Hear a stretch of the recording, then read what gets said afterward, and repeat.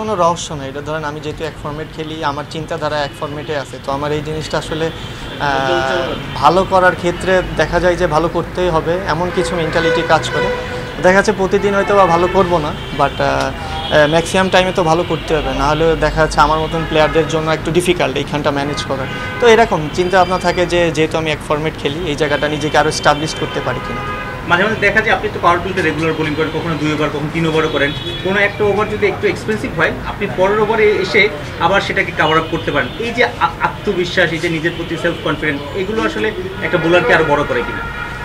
অবশ্যই আপনি international cricket খেলতে গেলে তো আপনার নিজের প্রতি তো বিশ্বাস থাকতেই হবে 100%।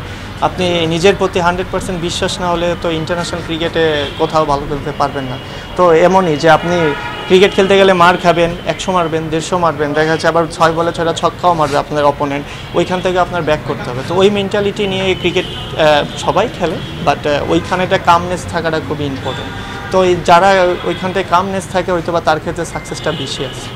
মেয়েদে আপনি পাওয়ার প্লেতে বোলিং করেন, মিড ওভারে বোলিং করতে পারেন, এমনকি ডেথেও বোলিং করতে পারেন, এবং অনেক ভ্যারিয়েশন আছে আপনার। নতুন কোনো ভ্যারিয়েশন নিয়ে কাজ করছেন কিনা? না ভাই, দিন শেষে তো আমি তো বলার, আমার তো সব জায়গায় অভ্যস্ত হবে বল করার জন্য, তো আমি ওইটাই ট্রাই করি। যেহেতু আমি মিস্ট্রি স্পিনারও না বা রিস্ট স্পিনারও না, তো আমি তো ফিঙ্গার স্পিনার, তো আমার হচ্ছে গিয়ে দেখেন ব্যাটসম্যানের উইকনেস বের করে বল করতে হয়। ওয়েস্ট ইন্ডিজ সিরিজেই দেখলাম যে আপনি 2-একটা লেগ স্পিন করেছেন, এটার রহস্যটা যদি বলতেন। হ্যাঁ, এটা আসলে দেখা যাচ্ছে যে মাঝে মাঝে আমি ট্রাই করি, বাট কখনো সালাউদ্দিন স্যার যিনি ছিলেন, আমি ওনার সাথে অনেক দিন ধরে কাজ করছি, বাট উনি কখনো এই ডেলিভারিটা পছন্দ করতেন না। বাট সামটাইম কিছু হয় না যে আপনি ব্যাটসম্যানকে আটকাইতে পারতেছেন না, ডিফারেন্ট কিছু করা লাগে, ওই চিন্তা থেকে আর কি করা আর কি, যদি আপনার লটারি লেগে যায় আর কি, এমন আর কি। সাকিব আল হাসানের নিষেধাজ্ঞা নিশ্চিত প্রত্যাহার হচ্ছে, নিশ্চয়ই শুনেছেন, বলে গিয়ে নিষেধাজ্ঞা একটু স্বস্তি তো নিশ্চয়ই? না, অবশ্যই সাকিব ভাইয়ের জিনিসটা নিয়ে অ্যাকচুয়ালি সত্যি কথা বলতে গেলে দেখেন যে একটু টেন্স ছিল আর কি, যে এতবার একটা প্লেয়ার দিন শেষে এত বছর ক্রিকেট খেলার পরে লাস্টের দিকে এসে তার বোলিং একটু ত্রুটি দেখা দিয়েছে। তো কালকে নিউজটা দেখার পরে আলহামদুলিল্লাহ খুব ভালো লাগছে, এবং হোপফুলি সে তাড়াতাড়ি ফিরে আসুক এবং আমাদের দেশের হয়ে খেলুক এবং আমাদের ডোমেস্টিক ক্রিকেট খেলুক। লাস্ট একটা কোয়েশ্চেন, যে অলরাউন্ডার শেখ মেহেদীর আসলে আপডেটটাকে আমরা তো চাই যে ব্যাটে বলে ফিল্ডিংয়ে 3 ডাইমেনশন সবখানি আপনি পারফর্ম করবেন।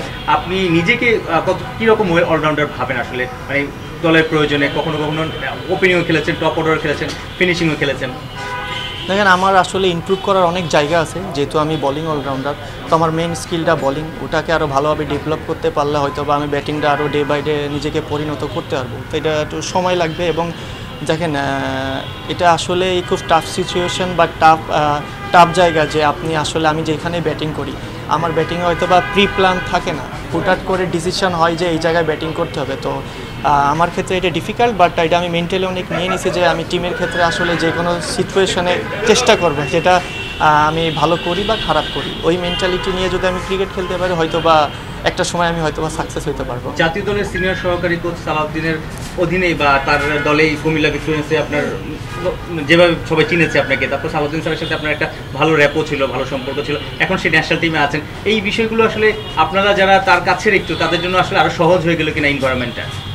হ্যাঁ, এটা তো আসলে সহজ বলতে না, দেখেন আন্ডারস্ট্যান্ডিংটা ভালো একটা।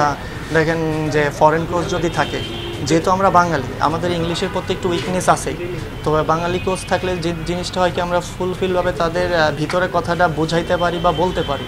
তো এই জিনিসটা আর কি, যে লোকাল কোচ থাকলে জিনিসটা খুব, তারাও আমাদের খুব ভালোভাবে বোঝে, যেহেতু তাদের সাথে আমরা অনেক দিন ধরে কাজ করতেছি। তো একটা ওভারসিজ কোচ থাকলে কী হয়, সে 2 বছর মেয়াদে আসে বা 1 বছর মেয়াদে আসে, তো তার জন্য সব কিছু আসলে ডিফিকাল্ট হয়ে যায়। তো দেশি কোচ থাকলে এই জিনিসটা আমাদের বোঝাপড়াটা খুব ভালো হয়। ইভেন এই যে এখনও কাজ করতে পারতেছেন নিশ্চয়ই, সালাউদ্দিন স্যার নানা জায়গায় ম্যাচ দেখতেছে। হ্যাঁ, ডেফিনেটলি। দেখেন আপনি যদি এই যে সে হয়তো বা কাছে নাই, বাট তার সাথে ফোনে কমিউনিকেশন করে এই জায়গাটা কীভাবে ইমপ্রুভ করা যায় বা আমার এই প্রবলেম হইতেছে, এটা ডিসকাসের মাধ্যমে অনেক কিছু সারা যায় আর কি। Thank you.